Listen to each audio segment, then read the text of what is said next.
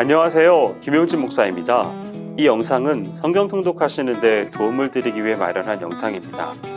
통독을 하면서 익숙하지 않은 배경과 내용들로 인해 어려움을 겪는 성도들이 조금이나마 도움이 될까 싶어 마련한 것인데요. 조금만 관심을 기울이시면 읽으시는 데 유익이 있을 겁니다. 그럼 오늘 읽을 부분에 대한 안내를 해드리겠습니다.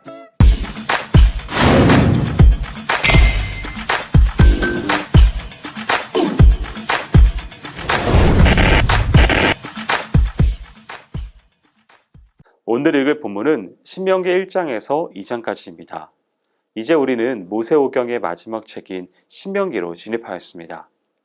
신명기는 죽음을 눈앞에 둔 모세가 가나안 입성의 주역으로 성장한 이스라엘 새 세대에게 오직 하나님의 말씀에 순종하는 것만이 복을 받는 길임을 교훈하기 위해 지난날의 출애굽 역사를 상기시키며 하나님께 이스라엘에게 주신 규례와 율법을 다시 한번 해석하고 적용시킨 책입니다. 신명기는 당시 고대 근동에서 시행되던 약속시에 시행되는 전형적인 양식을 따르고 있습니다. 그것은 전문, 역사적 서문, 규약, 계약 이행 여부에 따른 복과 저주의 구조입니다. 이러한 구조를 차용한 이유는 신명기가 역사성이 의심되는 고문헌이거나 아니면 단순한 설교집으로 평가되게 하려는 시도를 불식시키고 하나님께 받은 말씀의 근거에 분명한 역사적 사실을 기록한 책임을 증거하기 위함입니다. 신명기의 개론을 표로 표현하면 다음과 같습니다.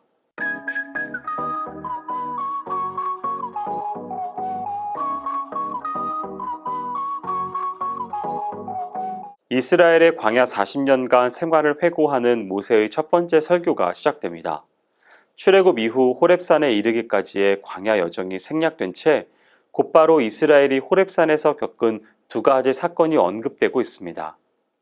그중 첫 번째 사건은 호렙산에 진치고 있던 이스라엘에게 가나안 입성에 대한 하나님의 명령이 새롭게 주어진 것으로 출애굽한 지 1년여가 지난 때의 일입니다. 그리고 두 번째 사건은 그보다 앞선 출애굽 약 3개월의 일로 호렙산에 이르러 막 여정을 푼 이스라엘이 행정조직을 준 군사체계로 정비한 사건입니다. 이처럼 모세가 설교를 시작함에 있어 그 무엇보다 가나안 입성이란 하나님의 명령을 우선적으로 언급하고 있는 까닭은 그것이 하나님께서 이스라엘 조상에게 약속하셨던 은혜의 선물일 뿐 아니라 이스라엘의 새 세대가 성취시켜야 할 당면의 최대 과제였기 때문입니다.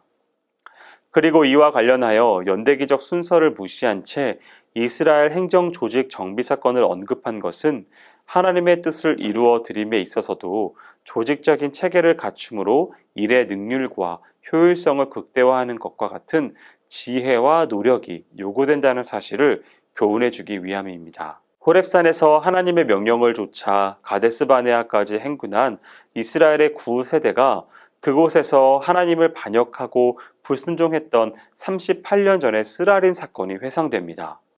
가나안 땅으로 올라가려는 하나님의 명령에도 불구하고 정탐꾼들의 불신앙적 보고를 들은 백성들이 이를 거역, 도리어 하나님을 원망하다 저주를 받은 기록이 나옵니다.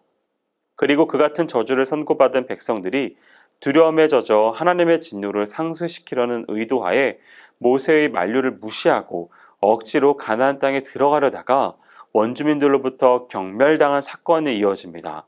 이러한 과거 역사에 대한 회고는 40년에 걸친 광야 방랑 생활의 이유와 의미를 알지 못하는 이스라엘 새 세대들에게 민족의 실패와 고통의 원인이 무엇이었는지를 분명히 깨닫게 하는데 의의가 있습니다.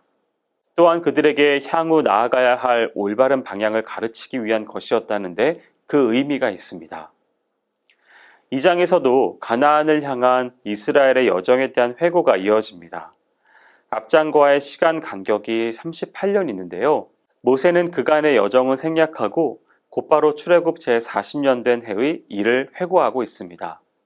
그것은 출애굽 제2세대에게 주어진 명령으로 가나안을 향하여 다시금 진군하되 에돔 족속과는 싸우지 말라는 것입니다. 이는 에돔 족속이 야곱의 형 에서의 후예인 까닭입니다. 이에 관한 내용은 창세기 36장 6절부터 43절을 참고하시면 좋습니다.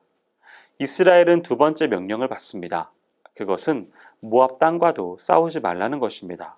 이는 그들이 아브라함의 조카 롯과 롯의 큰딸 사이에서 난 후손으로 에돔 족속과 이스라엘과는 형제 민족이었기 때문입니다.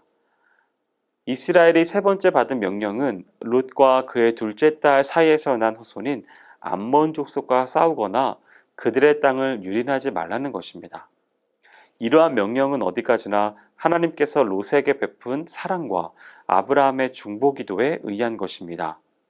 하나님의 사랑은 자자손손 천대에 이르기까지 다함이 없다는 점과 의인의 간구는 역사하는 힘이 크다는 점을 새삼 일깨워주는 대목입니다. 이스라엘이 하나님께로부터 받은 네 번째의 명령은 지난 세 가지의 명령과는 다릅니다. 여기서는 이스라엘이 더불어 싸워 그 땅을 차지하여야 할 아모리 사람 헤스본 왕 시온에 대한 지시가 나옵니다.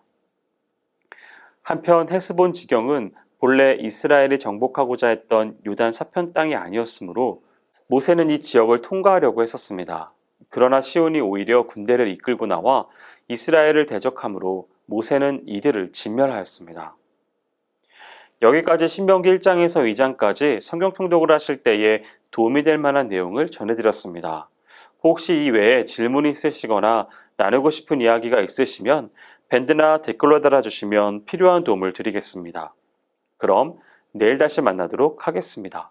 통독 화이팅 하세요.